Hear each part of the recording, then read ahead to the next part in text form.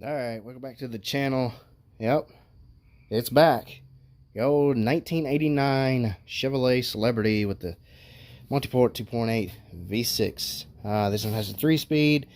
There's a whole collab of videos, I believe, on the channel of getting this thing running, getting it driving, fixing things that were wrong with it here and there, and handing the keys to the owner, a good friend of mine. And well, here it is about a year later. Now I've done some things behind the scenes. There's a short, if you don't watch my short videos, there's a short clip of this on the channel of me fixing the coil. One or two of the coils went out and the ICM failed, so I replaced that, gave it an oil change. He went 10,000 miles past the time to have it changed. The oil was completely black.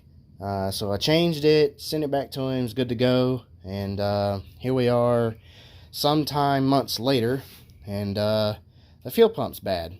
So it was running horribly and not running right, to where it was, you'd start it up cold and it would misfire, or you would start it up and it would run for a little bit and then die or cut up or just not run smooth. You take it down the back road and you stomp it and it just kind of like fell on its face. Didn't have all the power like it should have. And so anyway, I put a fuel pressure gauge on it and it only had like 20 something psi. Should have about 35 or 38 psi plus for these. So mine runs 38 psi, so it should be around in there, if not a little bit more. So the new pump and everything is in the tank. I literally just got done putting it in and hooking all the hoses up. I changed the fuel filter again for the second time. I changed it way before. That was one of the things I did to the car. I went and changed it again because you're supposed to do that when you change the pump. And here's the other one. It came out all nasty looking. And the funny thing is, you know, I did test the gauge, the sending unit. It does work like it's supposed to. But it is a little finicky when it gets to E. It doesn't quite go on to E, but it'll work. The gas that came out of it just don't smell right. I don't know where he's getting gas at, but it's not potent, you know, like gasoline should be. So it's a little weak. Precision is the pump I went with. It's what I put in everything that I've got. Precision or Spectra, whatever it's called. And bought a strainer, a pump, and it came with everything. It comes with this that's on the sending unit factory, but they give you the hose to put in line. So I deleted this guy, put this in place with the clamps that it came with the kit, new O-ring for the gas tank, and yeah, that's pretty much it. So it's the first time to fire it up, see if it runs again, and hopefully it will have the correct fuel pressure that it's supposed to have. See the new fuel filter, the fuel line, all that good stuff. Wrote on it how many miles it has. Oil's got to be changed again. He's went a little too far over time to being changed. So inside tank looked good, so we didn't change it, and I didn't change the fuel sending unit, just the pump and the filter. I'm going to dump some of this in the tank. It's Behrman B12, good stuff to use. Does a lot of great things, and I know it works because I've used it in the Blazer to bring it home, and I've also used the S10 because I've had carburetor problems. Something else I wanted to show you is the strainer. Look what happened to it as soon as I touched it. It just ripped to pieces, pretty much. When I tried to remove it, there was a little spot about right here at the end that it was sucking in just trash and everything from the tank. And as soon as I tried to take it off, it just ripped the rest of the way. So it was pretty brittle. So I'd show you the part number for the Wix fuel filter, O'Reilly's. There's your number, 33487. And then the strainer as well, S13003. And then the fuel pump, I think it was like 60 some bucks, E16029. Lifetime warranty. Alright, put some fresh gas in it. And the gauge is hooked up. I'll prime it a few times, make sure there's no leaks, and then fire it up.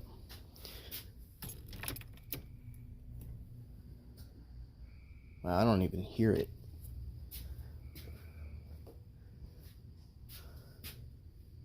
Huh. Nothing on the gauge. Uh-oh. We have a dead one out of the box. Hold on a minute. Well, tried banging on the tank. Still nothing. Kind of weird. I don't know what's going on here. I know I tested it before I put it in the tank. Make sure it did make something noise. I heard it that time. Of course, it's going to take time to get through everything. New filter, lines, and all. Let's just fire it up.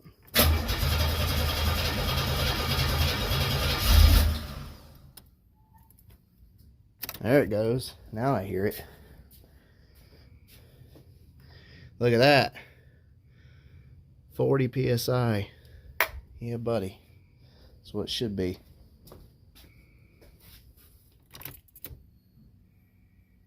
Now I hear it. Daggum, a little past 40. That's better than mine. And I have newer parts than this one. The regulator, I don't think I changed on this one. The fuel pressure regulator, so.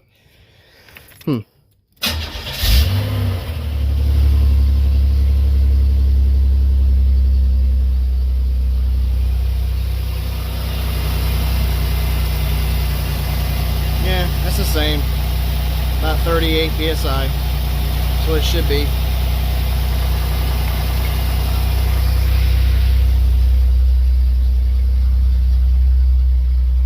It's a gutted cat and I think a cherry bomb muffler or thrush muffler.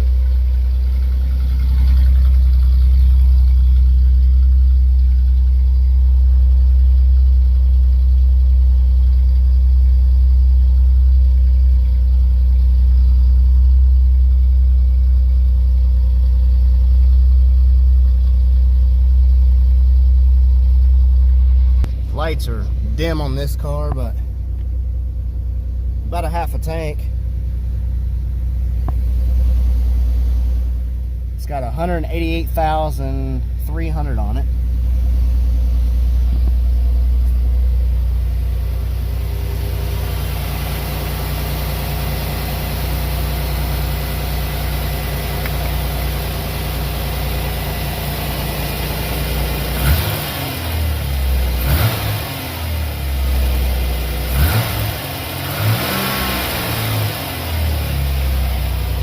Yeah, I say she's fixed. Running a lot better than it did. I think I got some other things I gotta fix. Got some tail lights out, 2 of them, and a tag light. And I believe it has a high beam out, or a low beam. Yeah, I gotta fix that too. And the inside door handle don't work. I don't know what happened to that, but yeah, more things to come. So at least I know that's done. And I need to get the oil change. And if you're curious what I put in it, this stuff right here is the best stuff in the world. Older vehicles, everything that I own has this stuff in it. I don't use Lucas much anymore, mainly because Lucas would foam when it gets hot. And I just don't like how it protects. And it did protect the S10 engine for a good 5 years from blowing up, but I like this stuff a lot better. And then it's got 10W30 GTX with a Wilkes filter. And if you're curious on part number, there's your part number. So go ahead and knock that out, give it an oil change, get it back on the stands, put this side up on ramps, get that knocked out. She's holding pressure, so yeah, I think that's good. Well, oil change time. You can see how black and nasty that is. Brown. Definitely time to be changed. It went a little too far over time to being changed. But looks like it's had an axle put in it. This is the last time I seen it. But they didn't do the transmission seal, so the seal's leaking. That's kind of dumb. You're supposed to do, you know, at that same time. You don't do one, not the other. Oil pressure switch is leaking. You can see it's wet and it's seeped down to the oil pan. Wires are soaked, so I'll pick up an oil switch tomorrow. But yeah, get this oil out and a filter in, fresh oil in it, and get an oil pressure switch, and find a headlight bulb and tail light bulbs and some other lights that's burned out. I'm pretty sure I've got a headlight bulb laying around somewhere I can just throw in it for him. Alright, next day, back on the Celebrity. Here is the oil pressure switch. PS 188. It's like 15 bucks. Duralast brand, the only people that had it in stock. So that's what I used. It's brand new now. So, connector's soaked. I cleaned it up the best I could. Put that back in there. Luckily it still has the grommet. And oil filters and all that stuff is done. Oil change. I'm going to take the car wash, pressure wash all this under here out. Make sure I get all the oil and debris and stuff. I'm going to make sure there's no more leaks. He does have a front seal leak. You see behind the crankshaft, it's all soaked right here. All that right there.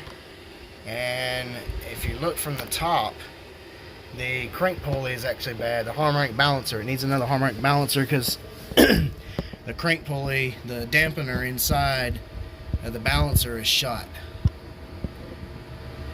So the cracks right there at the bottom, yeah, it needs another one. Quite muddy under here. I had it a lot cleaner than this, so I don't know where he's getting mud at, but definitely want to take a car wash, clean all this mess off, and get it straightened out. Here's the bad one. See, it's soaked on the inside with oil. So it's time to be changed. Another thing that tells me these fail, GM's bad for it, is when they go bad, oftentimes you'll turn the vehicle off, no matter if it's hot or cold, and the fuel pump will still keep running. That's another telltale sign that they're shot.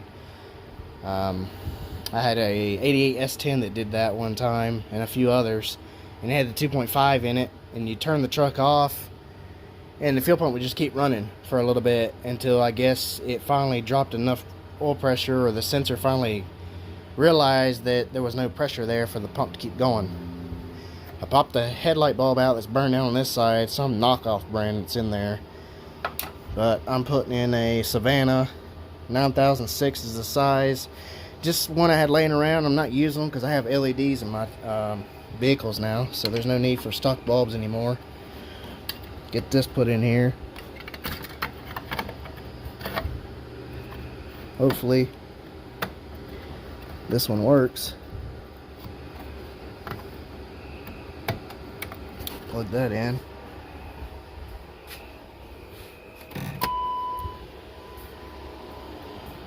Yep, good enough.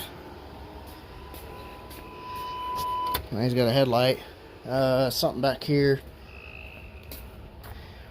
One of these are out. If you didn't know how to take a taillight out of a 86 to 90 Celebrity, there's one bolt. Basically, it's like this. Well, that ain't supposed to do that. It just fell out of its socket. Basically, on the inside, there's one bolt hole right here with a stud. So I can get the tail light up in there. Just like so. Take the one 10mm nut off. Pull it out from this side. And pull it out. It has latches right here that lock it in behind the tag plate and backup reverse. This bulb is out. This one was out. I fixed it, I think. That's the tail light, and it's got a tag light out. Being down here, they're really bad with tag lights being blown. They will pull you over in a heartbeat for a tag light bulb, which I think is kind of ridiculous. It's not that daggum important. And then there's one right here. Take that one. I pretty much snatch all the bulbs I can from a junkyard because it's like $6 for a pack of 2 nowadays. for even the regular telebulbs or these little guys. 194.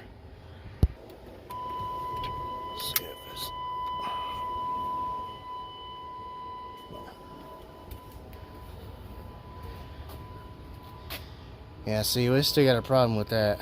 I think I'm gonna have to put another socket for that tail light over on that side. You're supposed to have two on this side, two on this side that flash for your brake light, turn signal, and running. And then all three should light up for just regular day running or night park lights. Tag light's fixed. Shove that back up in there. With this, yeah, there's something wrong with that socket. I mean, thought it was a 3-wire, but it's actually more than that. 6. I thought it was like the S10. If they got one in stock, I may head and splice a new one in place, because it doesn't stay in this socket anyway. And see, it's out again. There's something wrong with it. I put a bulb in, it's a brand new bulb, and it keeps going out. Can't have that. I'm gonna figure that out, see if I can get another socket or something. If not, it may have to be a junkyard run. It's crazy it's getting that bad trying to get any kind of parts. The door handle's broke. I gotta pull the panel off. I don't know if I'm doing it this time or doing it next time. I'm supposed to bring it back to have that harmonic balancer and front seal done. So I may do the door panel that time. But headlights work, blinkers work, horn works, oil's changed, fuel pump's done. So ain't much left. I need to test drive it, see how it does, and figure out this situation. Alright, so that's fixed. I actually messed with the socket a little bit more, and it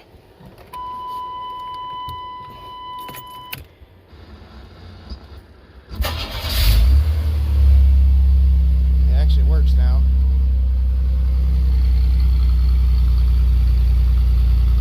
It had too much grease inside the socket. I cleaned that out a little bit and put it back together, and now it works.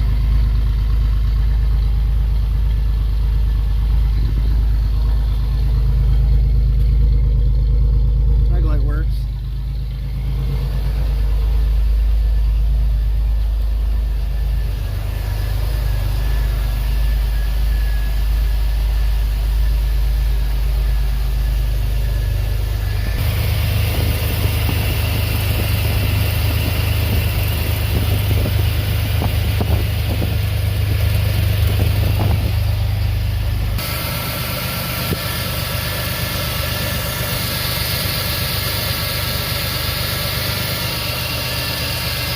Alternator sure is making a lot of racket.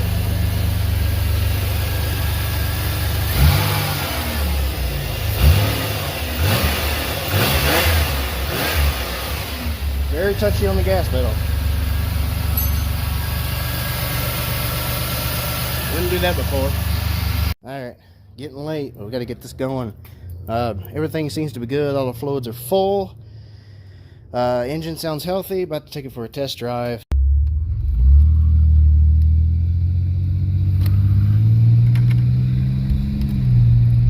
Shift.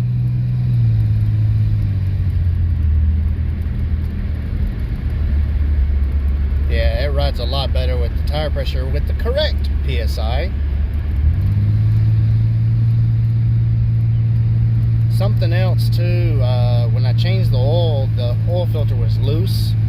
I know for a fact that I don't leave my oil filters loose when I change an oil, so somebody's been in there probably trying to make it have an oil leak.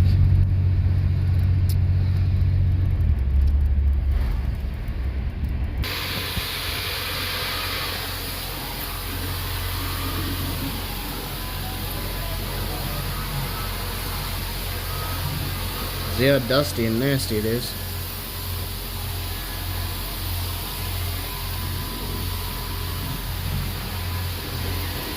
Let's give it a bath. I forgot to show you what it looked like after the car wash, but a lot cleaner. No more mud. It was caked. Now I got this noise, and that don't sound good. Sounds like a bad compressor, and the compressor don't work. But they don't make, I don't believe they make a like a AC delete kit where you can put a pulley in its place.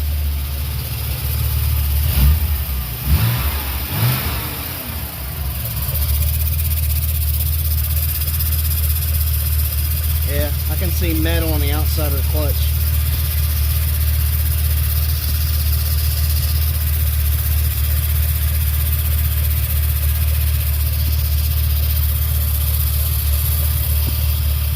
I first thought it was the crank pulley.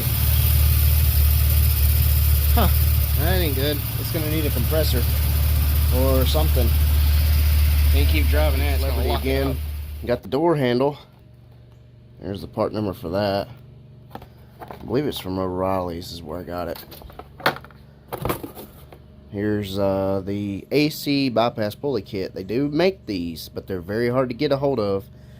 34198 from O'Reilly's.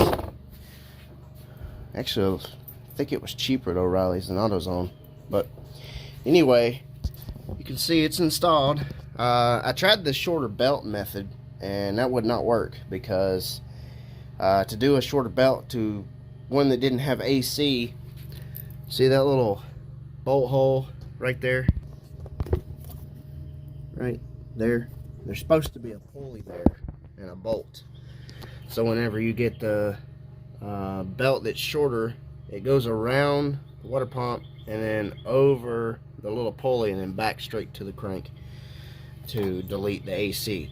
I don't believe they make that pulley. I never did look into it. I just figured it'd be easier to find a pulley like this or another compressor at the junkyard, because another compressor from a parts store is like $300, and that's just ridiculous. The car didn't have, you know, working AC to begin with. I'm not going to throw a $300 compressor and then have to worry about leaks and O-rings and the orphans tube and the receiver dryer over there.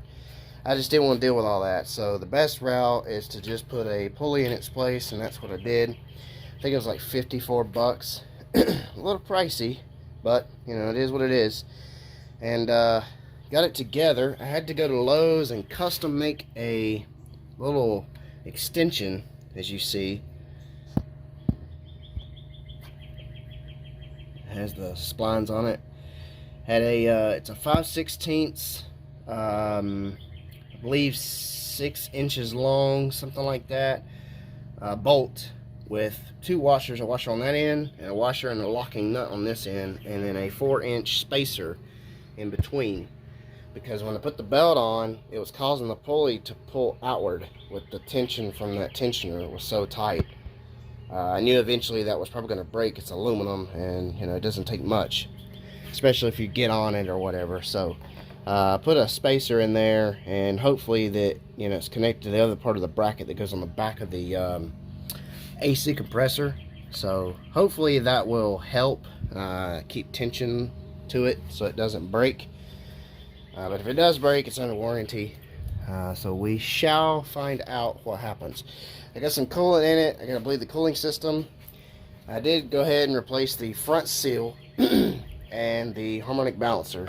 You can see just how bad. I wasn't joking. The rubber in that is gone. You could destroy main bearings, crank bearings, by having one of these fail. I've seen these so bad that they'll spin off of this piece and go flying.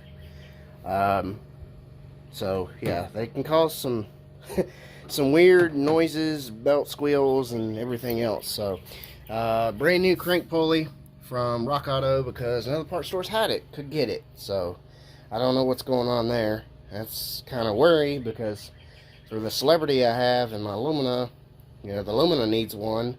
I've not put one on it yet, but there was only one in stock for this available by Dorman, so that's what I bought. I had left on the clearance aisle from Rock Auto.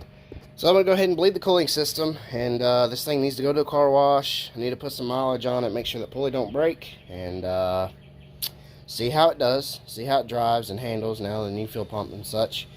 And now that the tires don't have 50 psi, because somehow somebody had put 50 psi in all 4 tires, and he's had 2 tires in the front replaced, and I'm assuming that's probably what has happened. the tire pressure increased on a really hot day and it popped. It shouldn't have that. It's supposed to have 35 psi, and all the tires, no matter what size, for a car. Truck is a little bit different. So the last thing to do is the door handle, and we'll knock that out. But I want to take the car wash, clean the engine bay on top from the oil and grease, mud, dirt, and then go from underneath and kind of clean that a little bit, so I can spot things if something's leaking or whatever and get it fixed. Because like I say, he's an elderly gentleman, and I just want to make sure that the car is in tip-top shape. I don't want leaks to happen and it lose oil and then lock it up or spun a bearing or transmission. You know, transmissions are not cheap. So everything looks good. Bleed that and see how it does. Take it to the car wash. Well, much progress later. Don't know where exactly I left off, but thought I would bring it to the car wash and clean the engine bay, clean the underneath, clean the whole entire car. I get here, and good thing I have a cap release, pressure relief one, because the car's overheating. Not good. Cooling fan's not coming on. It reached way past 220. Mine goes a little past 220 and then kicks on. That's too far. Not good. And I found some things in the trunk that leads me to it's been overheated.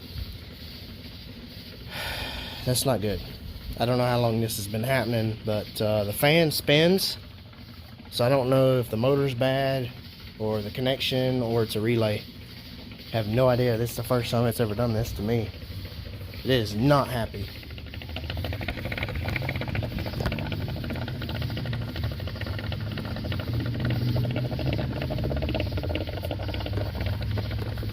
Not good.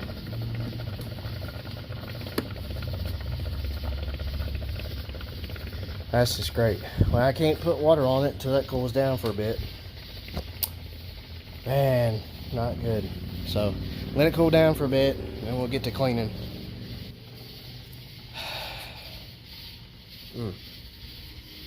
Hopefully it's something simple. We'll see. Alright, about an hour and a half later, something like that, the old Celeb is clean again.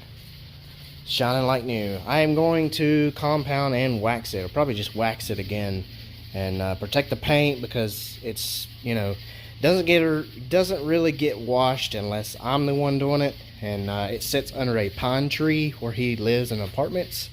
So there's pine needles and stuff everywhere, and that gets into the paint and really, you know, takes a toll on everything, especially the roof. For some reason, and I scrubbed the snot out of this paint, but you can still see some, like, whatever that is, deep into the paint, and it won't come out. But it's slick as can be now, so smooth to the touch. It was so rough before. So looking a lot better. Cleaned all the mud off in the wheel wells, around the tires. I don't know where he's getting the mud from, but it was caked underneath there. The back wheels were covered in mud, so it looks a lot better. Chrome beauty rings are shining like new again. So bumpers clean and shiny. Clean the windows tomorrow and give this old girl a good wax job. Shine it up like new again. And need to figure out the cooling problem. Cooling fan not coming on. It's probably a relay, probably a bad fan motor, or a connector. I've had that happen, so we'll dig into that. But furthermore, it's clean and I'm happy about it, especially in the engine bay department. Boy, was it nasty in here. You can actually see the timing cover now. I couldn't get all this off. It's like sticky, and I scrubbed it, but all it did was turn my brush black, and then it wouldn't scrub anymore. I even soaked it with Purple Power. Purple Power is usually the stuff to go after, which got all this clean.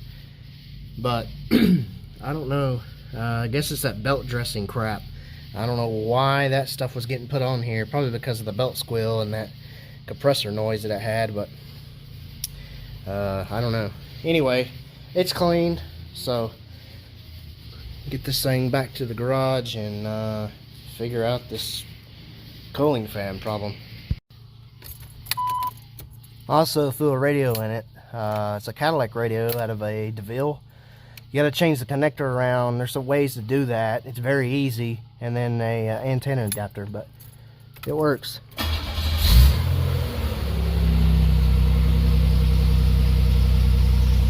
Belt's gonna squeal. I took the belt off when I cleaned it, so the belt wouldn't get wet, but there's still some residual stuff on the pulleys. That should dry up. We'll see.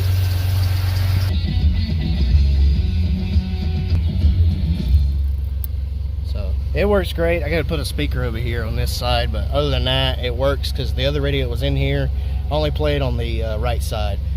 So a very common problem on the early GM models. All right, a couple days later, back on the Celebrity again, and she's up to 220. The fan should be coming on any moment now. Usually these come on right about 220 or so, maybe a little past 220.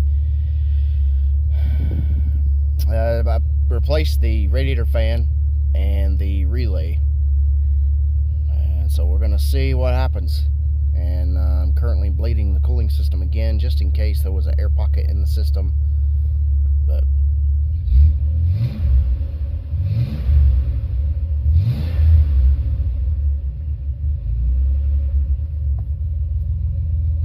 like I say, any moment now it should be kicking on.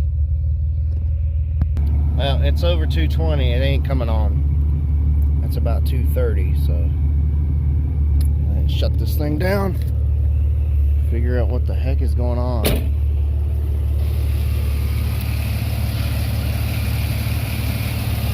Nothing. Yeah, I'm starting to bubble over there.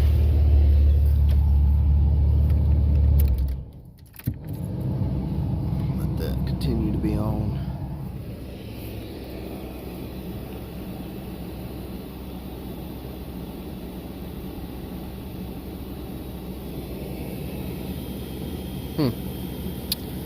Well, I guess I'm going to have to do some more investigating and figure out. Yeah, there comes the bubbles. Oh, great. Alright, new coolant temperature sensor by the thermostat. The fan just kicked on, now it's off. Kicks on at about 225, 230.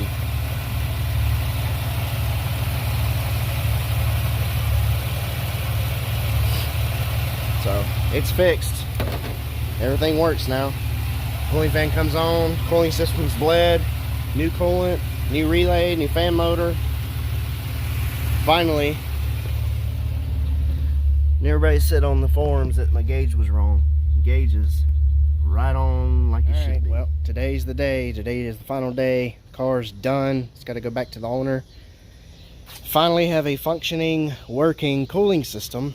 So basically, when I got this car, just to start over, go through the thing really quick, to go over the things that I replaced, the things that work now. When I got the car, it needed a fuel pump. It had a stumbling, running problem, and you could never detect it. It was very a come and go problem. You know, it would run crappy, then it wouldn't. So kind of find out it was a bad fuel pump. It had like 20 something PSI at the fuel rail.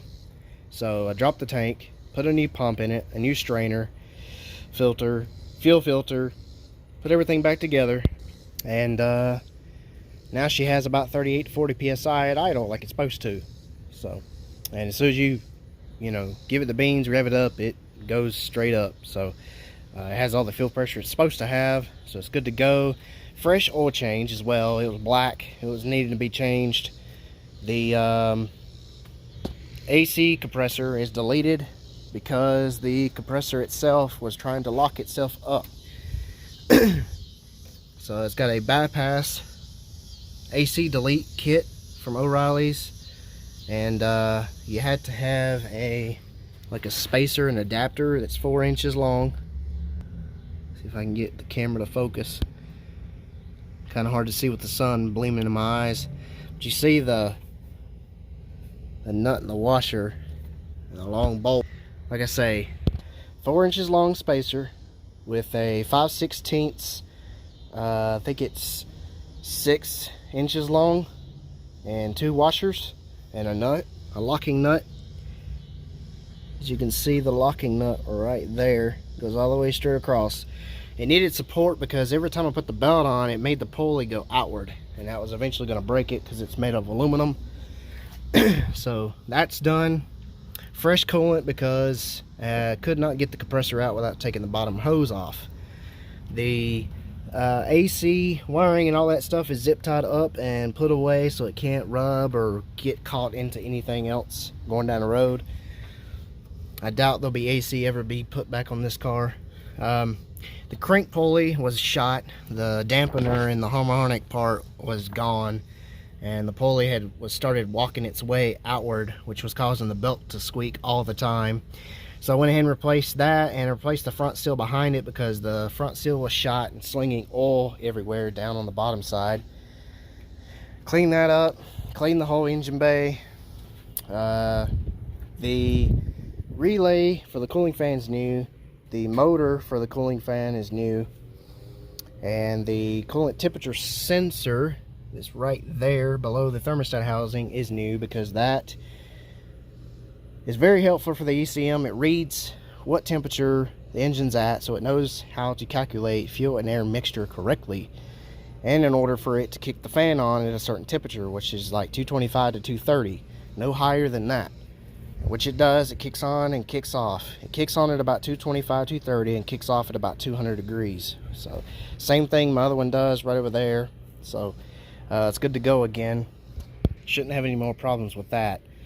I also replaced the oil pressure switch because it was leaking on the bottom side of the motor and spraying oil everywhere.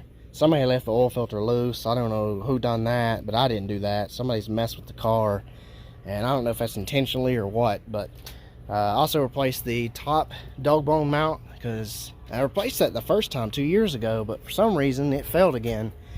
The rubber on this side was shot and it was letting the whole motor rock back and forth. Especially when you go into gear, it would jerk real hard. So I went ahead and threw another one of those on there. It was like $7. So I believe that's it. It's not much left, honestly. I put a radio in it. It's a Cadillac DeVille radio. All the way up to about 95, I believe, is where you can get them from. You got to have an adapter for these. I used the radio harness from the Cadillac. I cut the wires and then spliced them to the adapter that goes for an aftermarket radio to these cars. If you know what I'm talking about, you go from Walmart and go get the little kit. I spliced those two together and then hooked that into the car, and then you got to have an adapter for the radio antenna, and that's it. It works flawlessly. Now I went ahead and threw another speaker on this side. I had a few laying around stock. Put that in here. Now all 4 speakers work like they're supposed to. The clock works, sound works, heat works. Replace the headlight bulb. That's something else I did. The headlight bulb on this side was out. 3 or 2 of the tail light bulbs are out back there, and the tag light. Replaced all that, fixed that problem. The inside door handle we fixed. Works now. It does stick. I don't know what the deal is of that, but it's brand new. As long as you just like barely touch it, it goes right back in, so that's not a problem. She's got 188,344 now. I have put 45 miles on this thing since fixing and everything, making sure that this car was dialed in, fixed, no issues. That way I don't have to worry about something going wrong with it, or something I did, or it breaking down on him. The last thing I want is this car to break down or have any problems with him. If it ever does, he's to bring it back to me and I will immediately fix it without a problem. But the tire pressure in the tires, somebody put 50 psi in the tires. Don't know why that is. It's supposed to have 35. I put 35 back in it. The spare donut tire in the trunk was missing. He had 2 tires blow out in the front, and they used the donut, and the donut blew. So I went to the junkyard today, got him a donut, put that back in there, put the mat and everything back into the trunk like it's supposed to be. So should fire right up.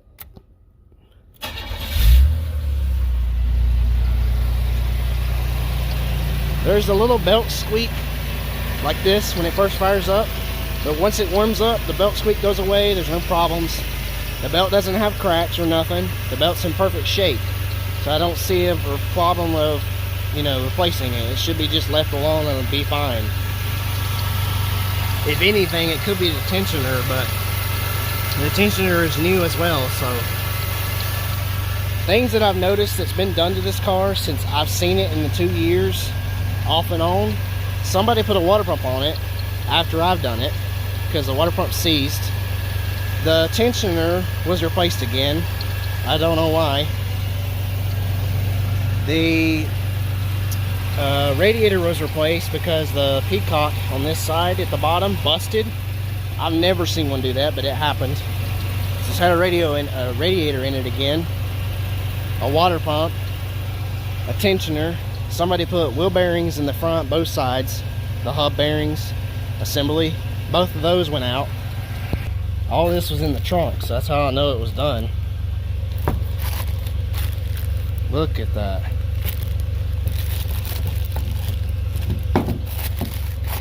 Jeez. But both sides were done. The water pump seized. Here's the tensioner.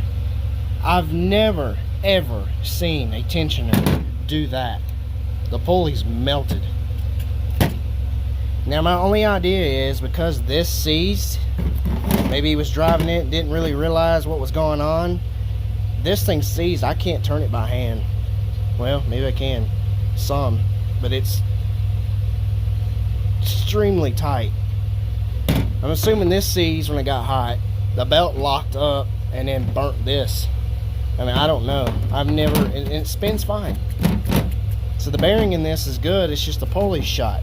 Could have just had another pulley put on it. It'd have been just fine. So, good old Celebrity is singing away again. And I hope to be able to continue working on this car because, you know, I really love these cars. It's just like mine. And the way people are nowadays, you can't trust them when it comes to these things that are this old. You know, they want to give you the runaround story of, oh, it's this or that, and you spend 300 plus and they not fix it, or they say they can't get it, and so, you know, or nobody wants to work on them, so they just haul them to the scrapyard, and that really upsets me. I hate when somebody elderly or somebody older age, especially like women, get ripped off. That's just sad. But I know the guy for a long time. We're good friends, and as long as he's around, I will keep doing maintenance on this car and making sure that it's good to go and never has problems. So if you have any questions or comments, leave them in the bottom. I'll try my best to get to them as always. Like, share, subscribe, and I will catch you guys in the next one later. Hope to see this Celebrity once again. We'll see. I love this old car. It's got a lot better paint than mine. Thanks again, guys. Catch you later. And let me know if you like this kind of content where I just kind of go after stuff of replacing things here and there, you know, kind of like a good day at the shop type thing, you know, where I just get a bunch of parts and fix the thing and get it back on the road.